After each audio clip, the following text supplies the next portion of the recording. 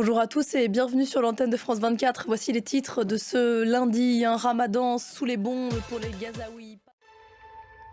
Le ramadan a commencé depuis quelques heures et il n'y a toujours pas de cessez-le-feu à Gaza.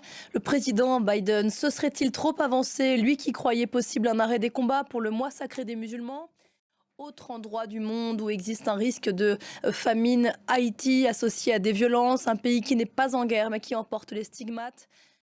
Il y a aujourd'hui une réunion de crise en Jamaïque à propos d'Haïti. Les États-Unis et certains autres pays ont commencé à évacuer une partie de leur personnel, ce qu'on appelle les non essentiels d'Haïti. Est-ce que ça veut dire que la communauté internationale est en train de quitter le pays? Ce qui est certain, c'est quand vous avez les États-Unis qui sont un allié, un soutien historique d'Haïti.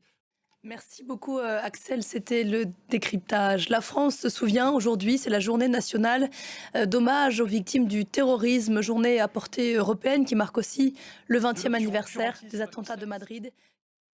Après cette cérémonie qui se tient, vous l'avez vu à l'instant, devant une partie du gouvernement, Gabriel Attal restera dans le Pas-de-Calais, pour se rendre auprès des sinistrés des inondations.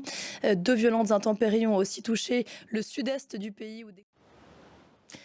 C'était un scrutin qui était observé de près à 3 mois des élections européennes, les législatives anticipées au Portugal.